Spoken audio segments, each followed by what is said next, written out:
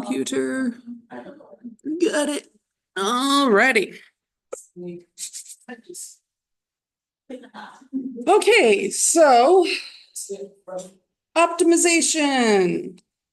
Because we missed class on Friday, we're gonna try to squeeze this into a smaller time frame. I think I can actually squeeze L'Hopital's rule a little bit easier. So we'll see how far I get today. If I end up like just recording videos or if I push it into Wednesday. But I only picked out 4 questions for us to work on, so shouldn't be that bad. Famous last words, right? Like anyone who's had calculus before, you're like optimization. This is the, oh, you thought related rates was bad. Yeah, and it's also some of the formulas you end up having to differentiate are ugly. So on these, we draw a picture, we figure out what we want to maximize or minimize. And then it talks about finding like the range of values. That's more like what numbers make sense, what numbers would be dumb, which most of the time are 0 and negative numbers make no sense. So we're looking for something positive.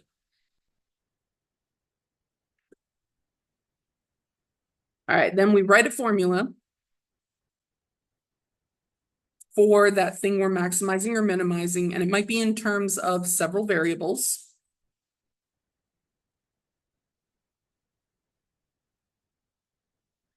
If need be, we may have to come up with some other formulas in order to rewrite the main formula in terms of one variable.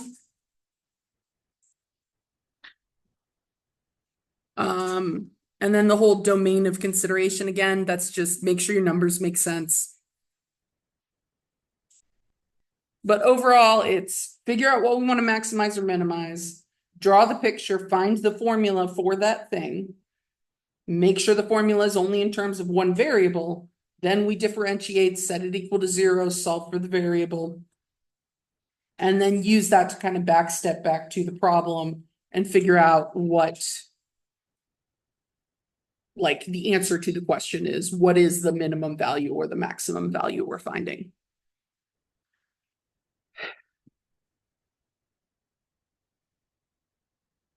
So the like complexity here is how weirdly these questions get written and asked. But this is one of the classics and is in fact basically the first problem in your web work. So we have a rectangular garden is to be constructed using a rock wall as one side of the garden and wire fencing for the other 3 sides. What we're going to do is in the book, you can actually click and look at this whole solution. So I'm going to trade it out for the 200 feet that they had as a backup problem, a second example. So given 200 feet of wire fencing, determine the dimensions that would create a garden of maximum area. And then what is the maximum area? Okay, so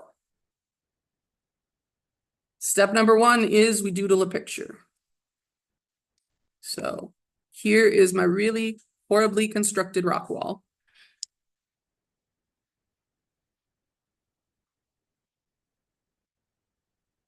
And there is the other 3 sides, so we have a rectangle.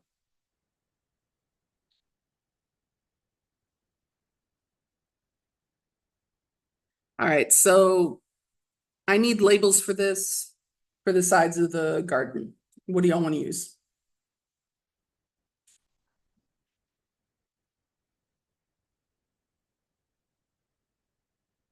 All right, so if we call this side A, let me use capitals, my lower cases look silly.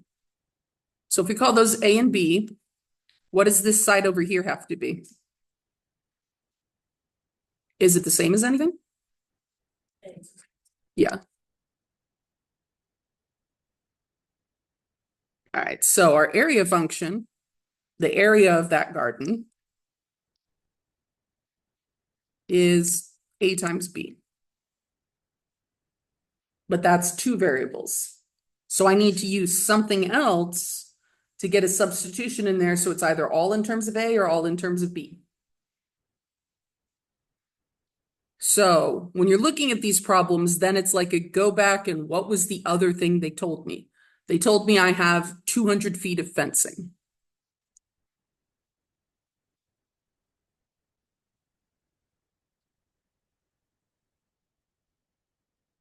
Well, the fence is that A, B, and C sides, or A, B, and A. So our fence length is two A's and a B. But the length is literally 200, like that's a constant, and we want to use as much of it as possible to maximize the area.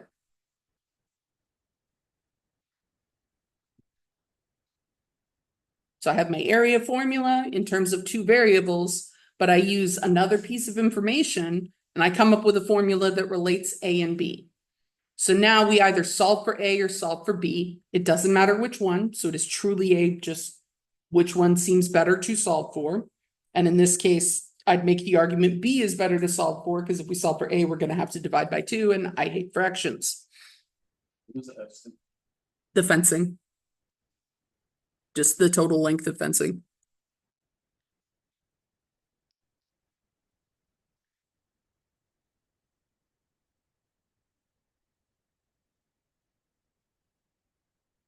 But totally fair question. I did just throw F up there without identifying what I was making. All right, so if I minus the 2A, B is the same as 200 minus 2A.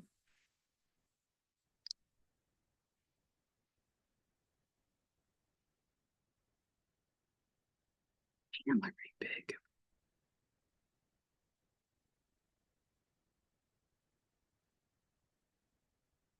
Now we're going to take this, put it into our area formula.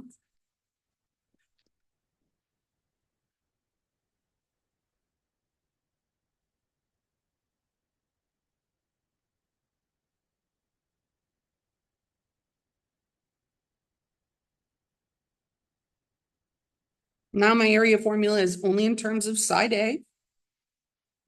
So I'm going to clean it up a little by multiplying, and I'm just going to use R so we don't have A twice.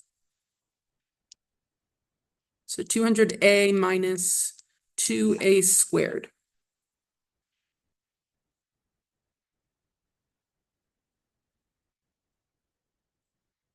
So our derivative of 200A will be 200 times 1A to the 0. So just 1 minus 2 times power down 2A to the first. That looks like a prime. So 2A. So we have our derivative. Now we're going to search for critical values. So I'm going to put a 0 in place there. 200 minus 4A. Add the 4A. And divide by 4.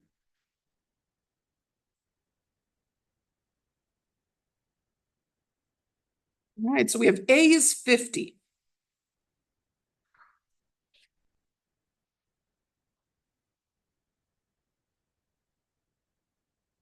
So that is when we take the derivative and set it equal to 0. So A equals 50 is a critical value. So something interesting happens there. Since we only got the one critical value, then it's the, well, I hope that is the thing that maximizes or minimizes.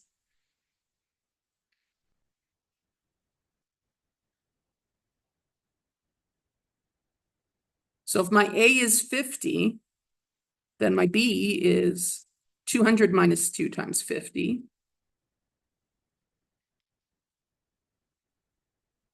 So my B is 100. So when one of the sides is made by the wall and I don't have to put fencing there, I make the enclosure 50 by 100. And then the last part of the question was, what's the area then?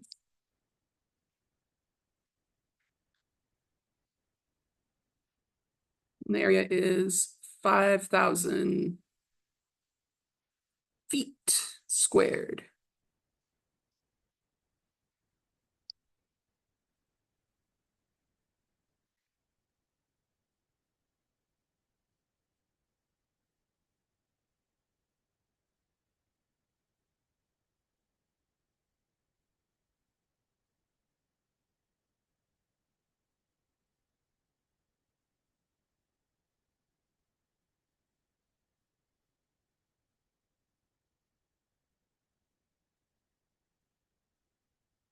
All right, so let's kind of pause, take a step back, look at the structure. We drew a picture. We found a formula for the thing they were asking us to maximize or minimize. We took any other pieces of information, found some formulas based off of those, used that in our main formula, so it was in terms of one variable, so that way when we differentiate, we can solve for the critical values of that one variable.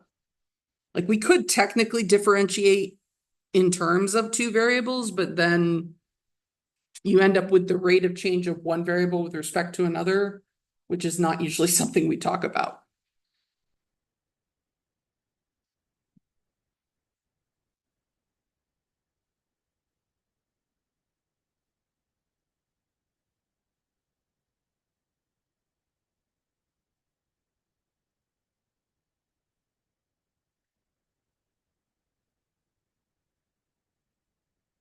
So we did it with the 100 feet that it originally had. Like all that changes is the 200 changes to a 100. So we'd end up with A is 25 and B is 50. So because one of the sides we don't have to construct, we end up with what is two squares. So 50 by 50 and a 50 by 50 square next to each other. If you just look at given a length of fencing, what's the maximal rectangular area you can make with that length of fencing? And it's the square. If you're restricting yourself to right angles. The interesting thing is if you're not restricting yourself to right angles, the thing that maximizes the area is actually a circle.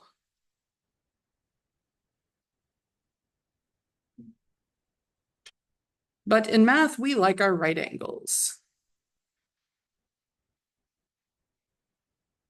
All right.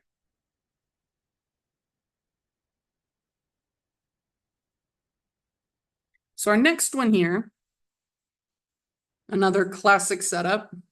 An open top box is to be made from a 24 by 36 inch piece of cardboard by removing a square from each corner of the box and folding up the flaps. What size square should be cut out of each corner to get a box with the maximum volume? So we're going to do the same thing. Like I said, this first one is in the book. You can actually view the solution, see all of the work for it. So I'm going to do the same problem, but we're going to use a 20 by 30 inch piece of cardboard.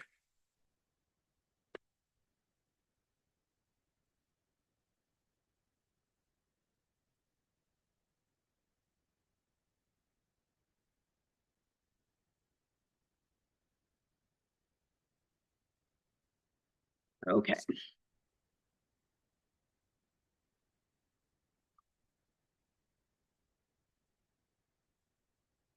So there's our rectangular piece of cardboard, 20 by 30. And what we're doing is we're going to each corner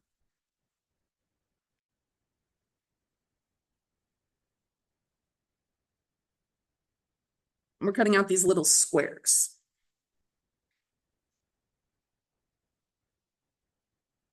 And since they're squares, we know that the length and the width of each little one is the same. And they tell us to call that side of the length of each square X.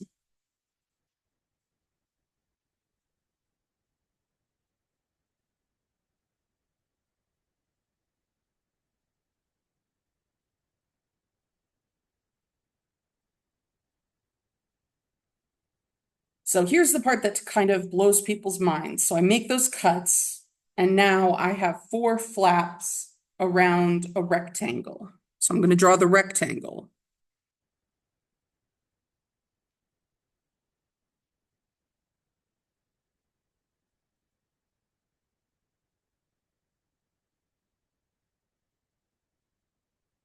So now I've got those two flaps on the left, I fold up, the two flaps on the top and the bottom, I fold up, and now I've got like a weird cardboard box.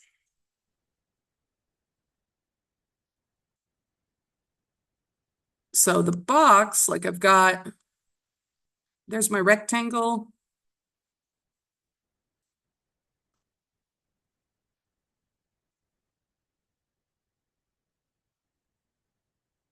And there's all the flaps folded up.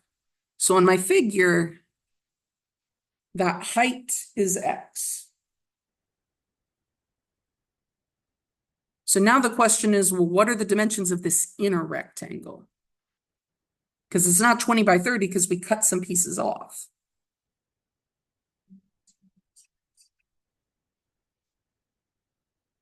So let me kind of draw some more tick marks in here, if you will. So my whole length of 30 can be split into, yeah, the long side of the small rectangle, and there's an X on each side of it. So this little X plus the long side of the rectangle plus this little X adds up to 30. So that is like, yeah, I'm just going to call this L and W. So L is, sorry,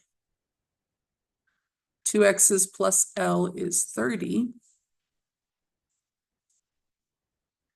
So L is 30 minus 2X's. And then it's the same idea on the horizontal side. 2X's plus our width is 20. So our width is 20 minus 2X's. That's what we're going to be plugging into the volume formula.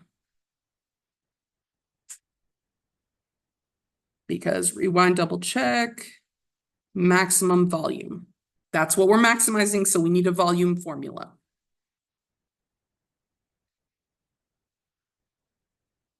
So volume of a box, length times width times height. In our figure, when I folded the flaps up, those little X's are all the heights.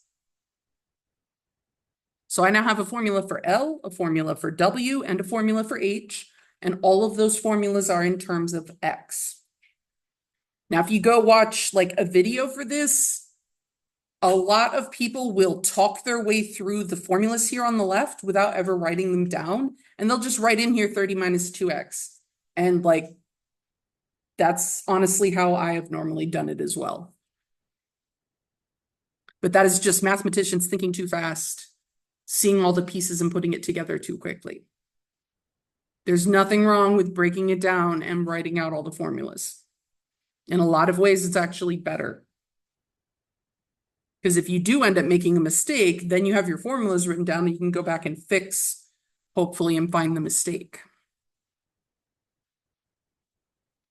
But that's part of why these problems seem so convoluted, because a lot of the presentations are not well done. Even mine, I'm like, in my head, I'm like, no, this isn't well done either. But I at least think about how I could do it better, which is more than I can say for some of my colleagues, unfortunately.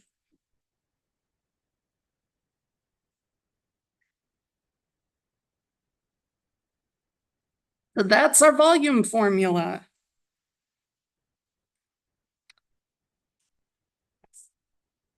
So it's a polynomial.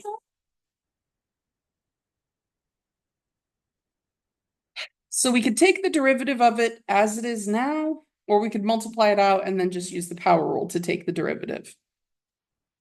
There's not too much difference in the amount of work. It's really more a matter of which way you're more comfortable with. I usually just multiply it all out.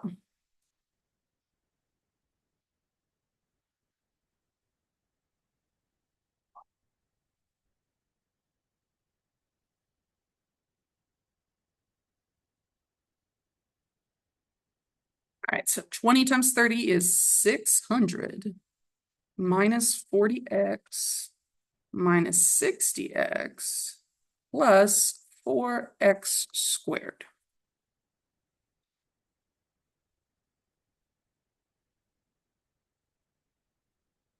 So these two together are 4x squared minus 100x plus 600, but we still have that times x. So now I'm just going to go and distribute that x through.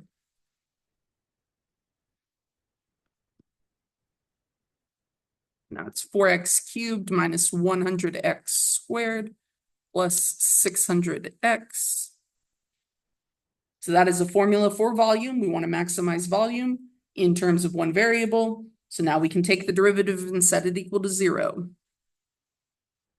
So 4 times 3x squared minus 100 times 2x plus 600 times 1.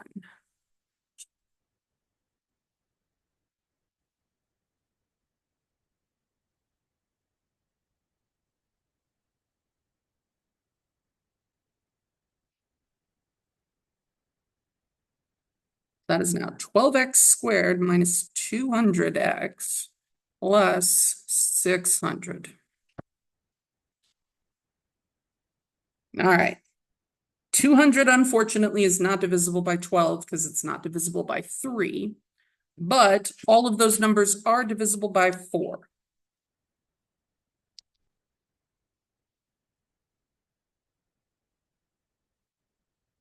We have 3x squared minus 50x plus 150.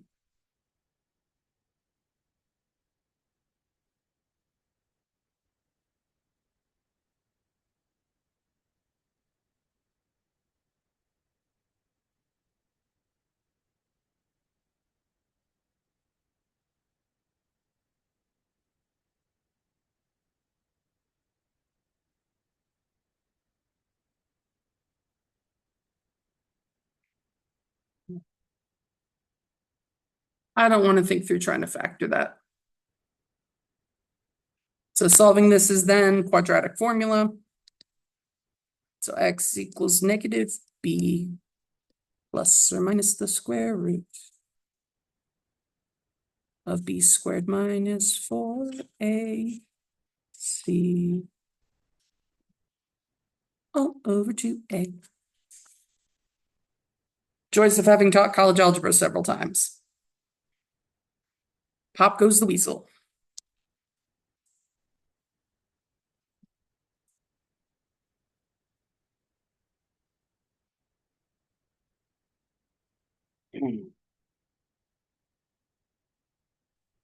Calculator, save me. So 50 squared minus 4 times 3 times 150. 700. That does not square root nicely.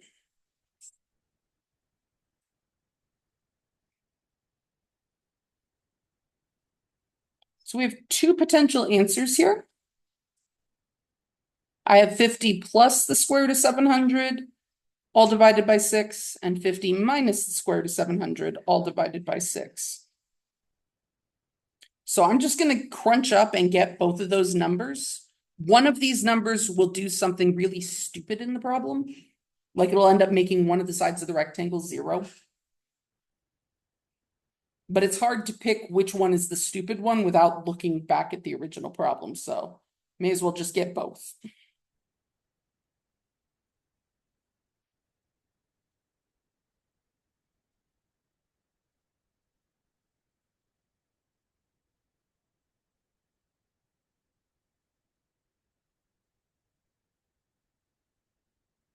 So 12.7429.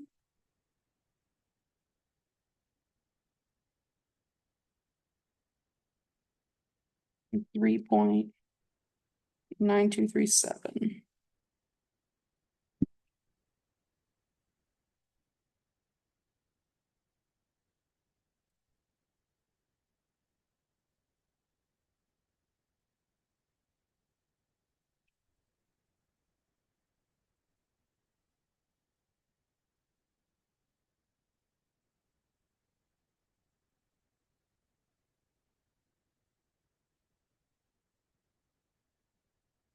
All right. So if X is 12.74 inches, can I cut 12.74 inches out of 20 twice? No, I'd be trying to cut 24 inches out of 20. That puts me into imaginary land. Ugh.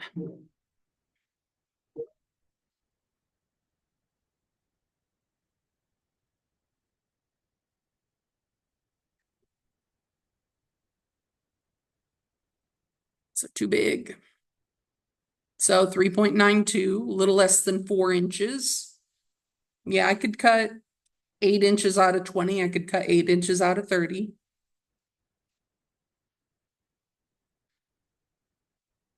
So this is what size square? This size square, a square with side length 3.92 inches.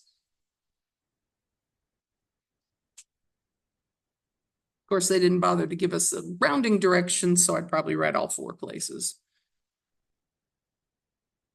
And it keeps going past that. That's just.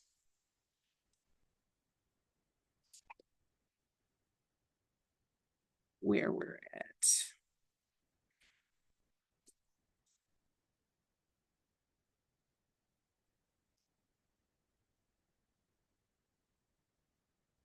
But because we got ugly decimals, for sure that guy wasn't going to factor, so. You know, I go to the effort to say when I'm busy in my teams. They don't listen.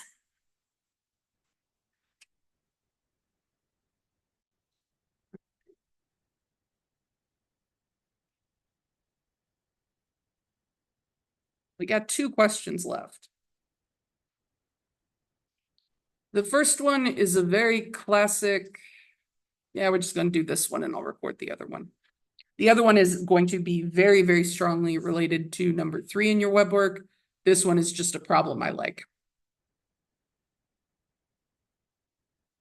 So an island is 2 miles due north of its closest point along a straight shoreline.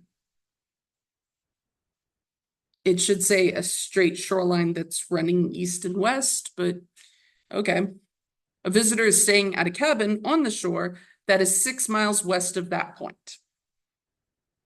The visitor is planning to go to the cabin, from the cabin to the island. So the visitor runs at 8 miles per hour, swims at 3 miles per hour. How far should the visitor run before swimming to minimize the time it takes to reach the island? So same setup, we're just changing the numbers.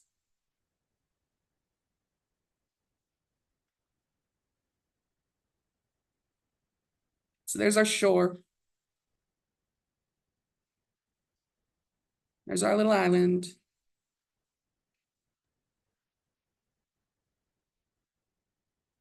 It's actually only 1 mile from the shore.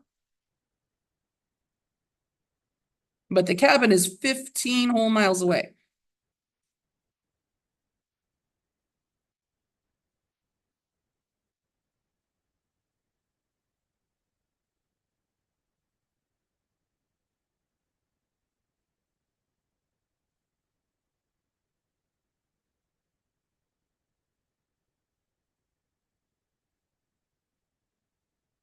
So he swims at 2.5 miles per hour. He runs at 6 miles per hour.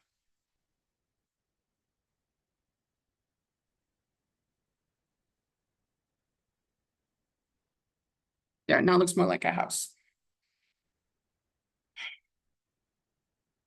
So he could, just from his cabin, hop in the water and swim the whole way. We could figure that out. He could also run the entire length on the shore, the whole 15 miles, and then hop in the water and just swim the 1 mile. And for some problems, one or the other of those is actually the minimal time. It really depends on the difference between the swim and the run speed and the difference between the distances in each medium. So we have like the 2 extreme ends, all swimming or as much running as possible. But probably the answer is somewhere in the middle. So this is where they say, let X denote the distance the visitor will run before swimming. So he's gonna go a certain amount on the shore. We're gonna call that X. And then he's gonna hop in the water and swim.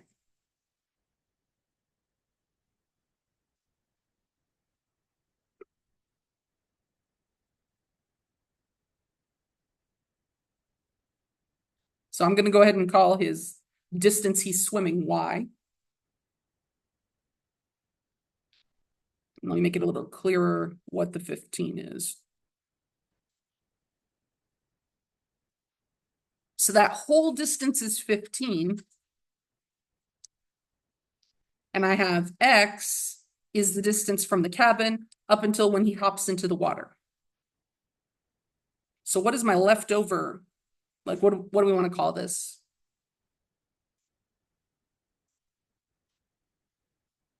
I'm just gonna call it C, whatever. So X plus C is 15. So C is 15 minus X.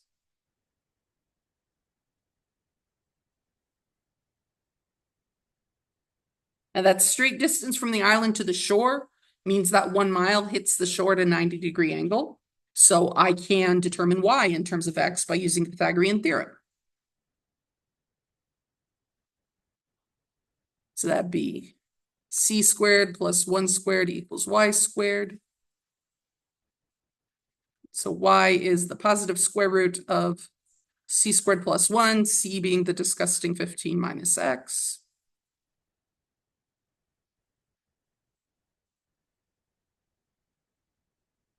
Which we can math that around if we need to, but for now, I'm just going to leave it like that. Because all of this is just dealing with distance. I have completely ignored the two rates. So to start talking about the time, because that's what they wanted us to do. They wanted us to minimize the time it takes.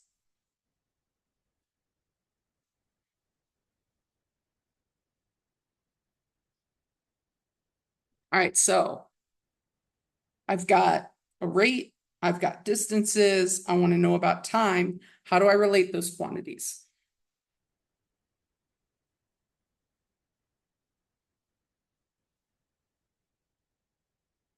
So those rates are speeds, right?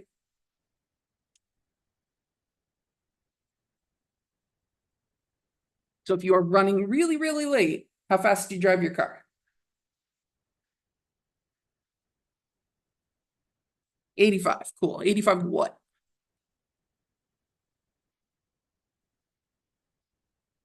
All right. Well, what are miles? They are distance. What's hour? So speed, or our swimming rate or our running rate, is distance over time.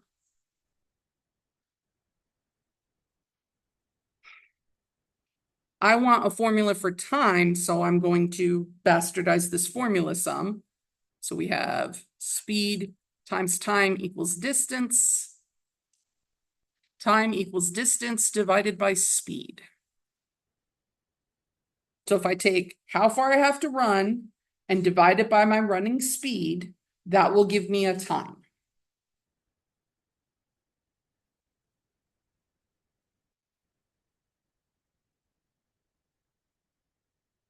So X and Y here are distances, but their distances we're running and we're swimming. So the time running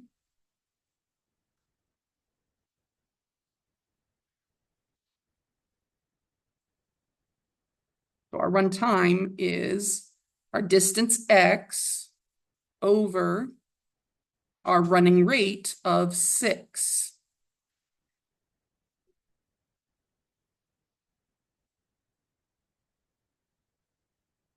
Plus our swim time. Our swim distance was Y, which we can eventually substitute for the ugly square root. And our swimming rate was 2.5.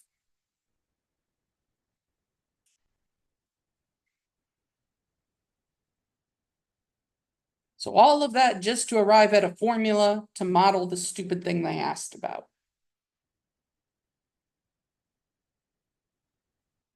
So it's still in terms of X and Y. I'm gonna have to use my substitution for Y here, put it in there, and then we take the derivative of that, which gets real ugly. And then we set it equal to 0 and solve.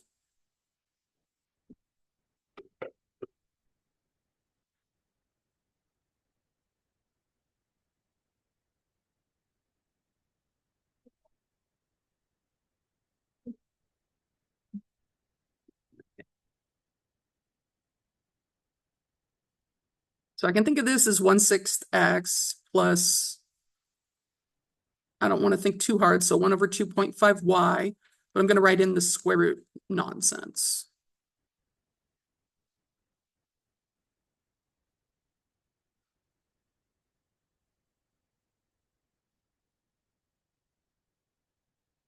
So that is now a function all in terms of one variable, so we can take the derivative. Square root goes all the way to there. Now, rather than simplifying what's inside the square root, I could, but at some point, there's not much point. So I'm just going to do the derivative from right here. So our derivative of 1/6 times X is 1/6 times 1, plus we keep the 1 over 2.5. And now this is an ugly square root. So this is a chain rule. So we're going to bring down our power 1/2 ugly to the negative 1/2 times the derivative of ugly.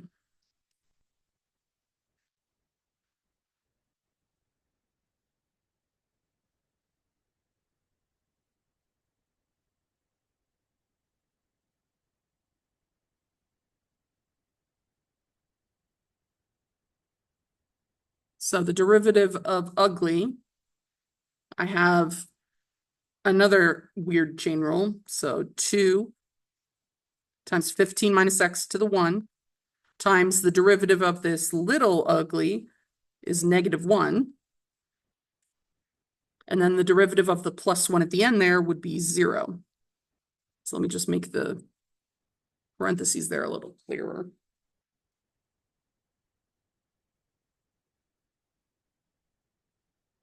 And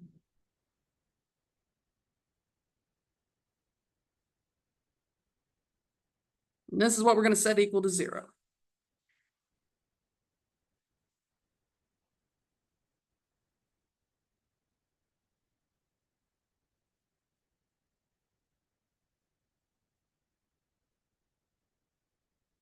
So I have 0 equals 1/6.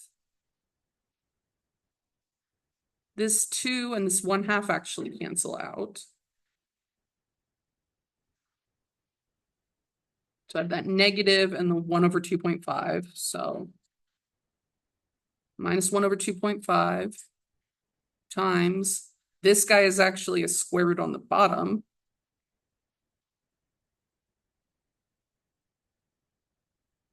Times 15 minus X.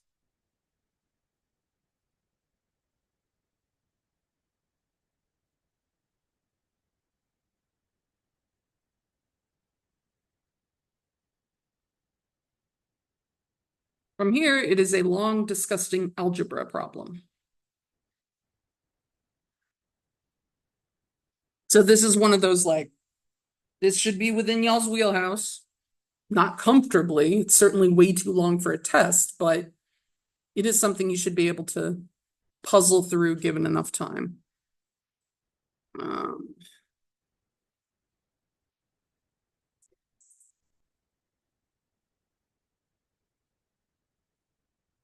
I'm going to multiply everything by 6 and by 2.5.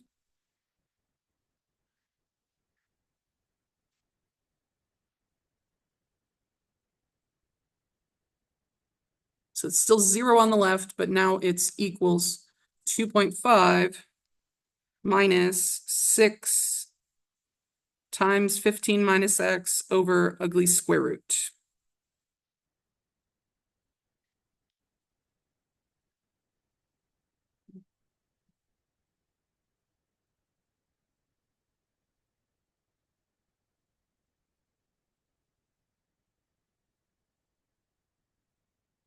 so we end up with that ugly thing.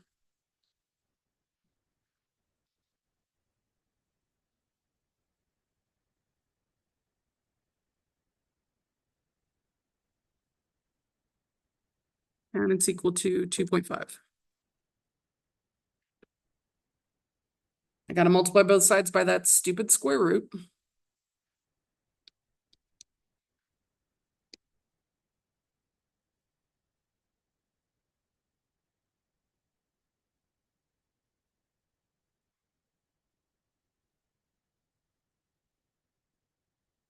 And then I have to square both sides to get rid of said stupid square root. So I end up with 36 times 15 minus x squared equals whatever 2.5 squared is, times 15 minus x squared plus 1.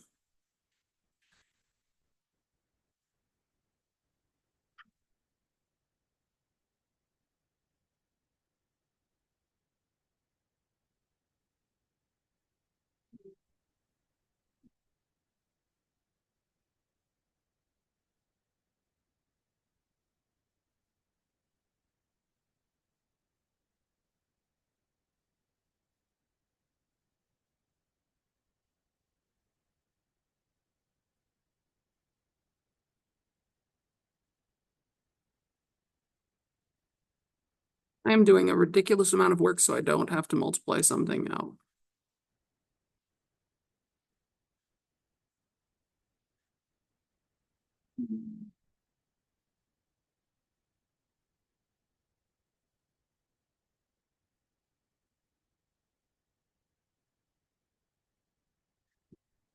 So then we divide square root minus 15 and then change all the signs.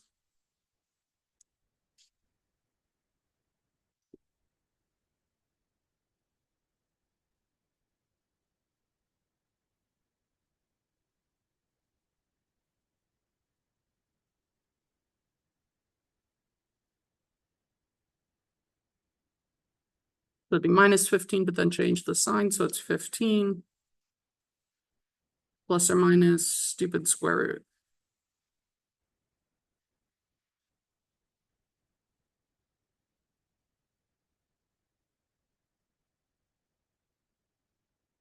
All right, so the 15 plus something.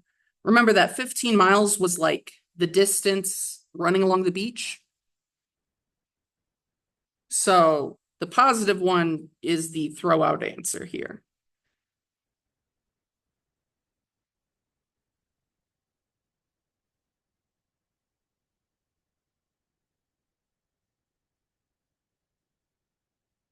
The 15 minus the ridiculous square root of 6.25 divided by 29.75.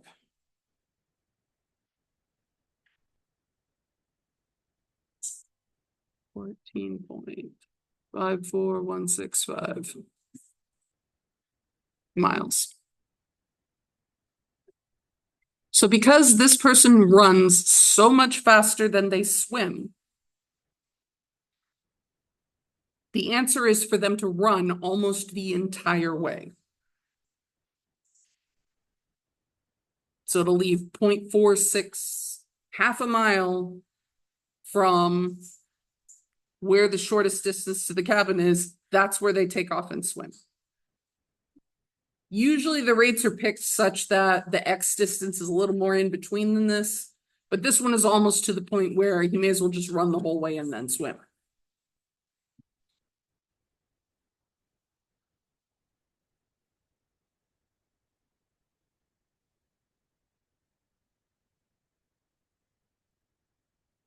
All right, I will record a video with this one. Question 3 in the homework, it talks about putting a cable. And I don't know where the person who wrote the problem is from, but in their brain, cables are not flexible. So just think of the cable like a ladder. So they're trying to make a ladder that's going from the ground over this short wall up to this other building. And then you can make a little more sense of that web work problem. This one is very similar setup. The formula will be slightly different though.